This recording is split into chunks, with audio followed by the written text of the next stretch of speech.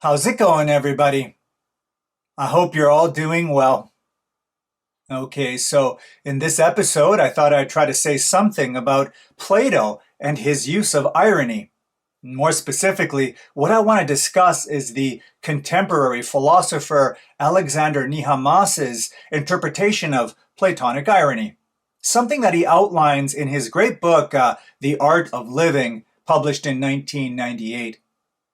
Okay, so before I get to Nehamas himself, let me first say something about how it is irony in Plato has traditionally been understood. So most commentators on Plato, what they've done is they've focused on the character Socrates and his use of irony within the dialogue. So famously, of course, Socrates' irony here is that he pretends to be ignorant in order to draw out his interlocutors. He tells them again and again that he doesn't know anything.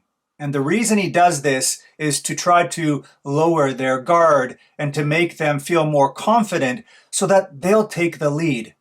And when they do this, their assumptions and their reasoning become visible, which is exactly what Socrates wants laid bare so that he can go on to, of course, question them.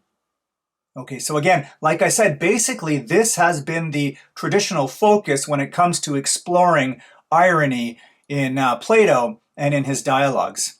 In other words, Socrates is made to play the humble questioner in order to draw out and expose the beliefs of those other characters that he meets. And what's crucially important here is that this irony, it's about the characters inside of the dialogue. It's Socrates versus an interlocutor within the dialogue that Plato has constructed. Okay, now I want to make that clear because what Nehamas's take on Plato's use of irony is novel. And that's because what he does is he shifts the target and the scope of his use of irony. Basically, what he argues is that Plato's use of irony isn't something that just stops inside the dialogue. No, it also extends outside of it. It extends to us, the readers.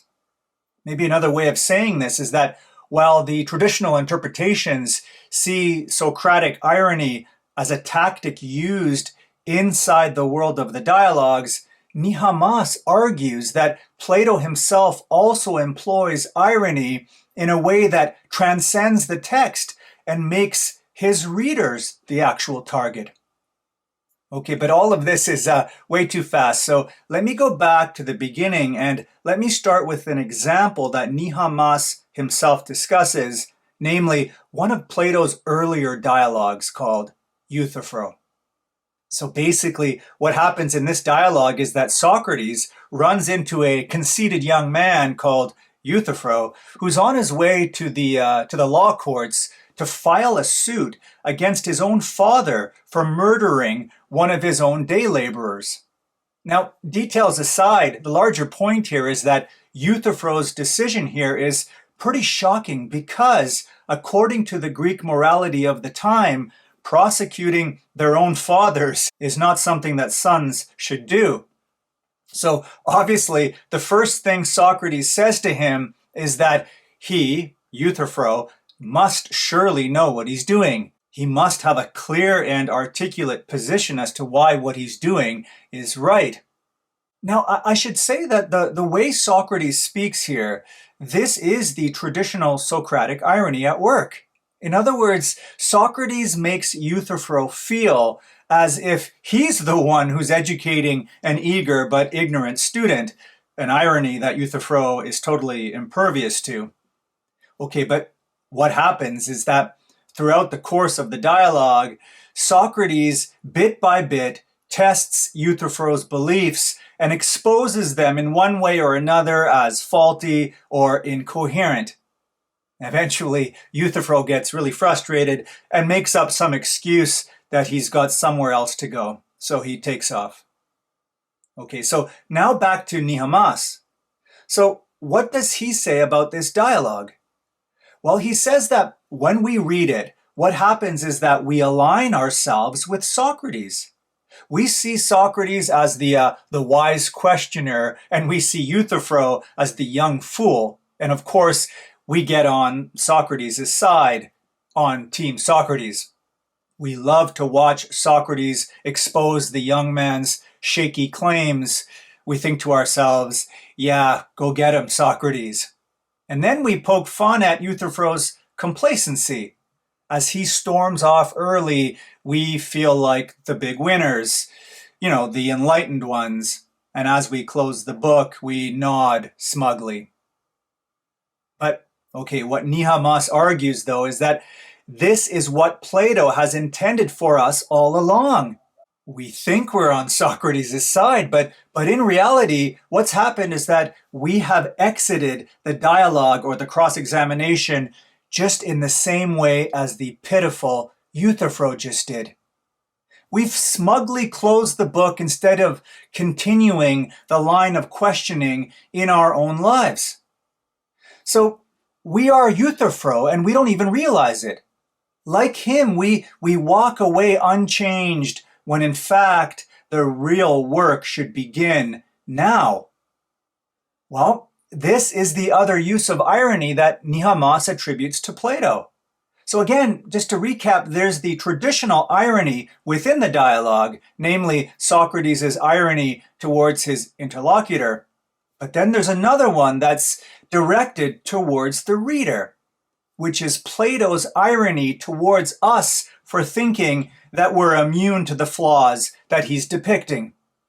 Now, this is a kind of a meta-irony, if you will, where the ultimate target is our complacency, not that of the characters in the dialogue. Socrates, you could say, undermines his interlocutors, but Plato undermines and humbles us, his readers. You see, just to provide a bit more detail, one thing we need to notice in these dialogues is that Socrates doesn't actually provide any answers himself. And that, Nehamas says, is deliberate on Plato's part. And the reason is that it denies closure. In this sense, we're left in the same place as the interlocutor is. We're left feeling a bit uneasy. But Nehamas says that what usually happens is that instead of this, we just ignore this unsettledness and assume that what Socrates has said was somehow definitive and that the matter is now settled and over. But now we're falling into Plato's trap, Nehamas says. Because think about it. Plato could just give us the right answer. And if Plato gave us the right answer, we could just passively accept it, right? And be done with it. But that he doesn't do this, that he withholds it, that actively forces us to make the decision whether or not we want to keep pursuing the investigation ourselves on our own and throughout our life. And that we usually don't do that we close the text thinking Socrates has it all figured out and so we ourselves don't have anything further to think about, that is Plato's irony at work. You see, for Nehamas, part of the reason Plato doesn't provide us with any final definitions or doctrines is because ultimately that's his way of trying to invite us into a certain kind of life. In other words, Plato's goal is not just to help us improve our arguments. No, it's to reshape ourselves and our lives through ongoing investigation and questioning. This is why Plato's dialogues don't end with any final answers. It's because what it really means to live philosophically is to never treat the dialogue and examination as done or final.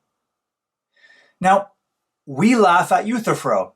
We laugh at him because we see him quit the philosophical conversation and we see him as someone who will never go on to be shaped by it in his own life. Well, again, if we laugh at him, Plato, in a way, laughs at or implicates us, his readers. In effect, he does this by turning us into a twin image of Euthyphro. Because we do what Euthyphro does. We fail in the same way that Euthyphro does. We close the book, satisfied with spotting a few technical flaws here and there maybe, but we don't go on to take the next step, which is to build a life that embodies continuous philosophical questioning and self-fashioning. In other words, to examine our beliefs and then to live our lives accordingly. Ultimately, philosophy for Plato is not passive. It must be lived and realized.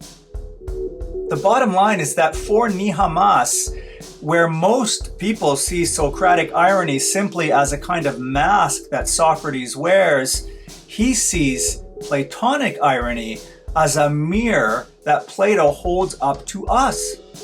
One that reminds us that philosophy is no one-off thing, but it's an ongoing practice and a molding of the self. One that only really begins after we close the book and get up off the couch. Bye for now.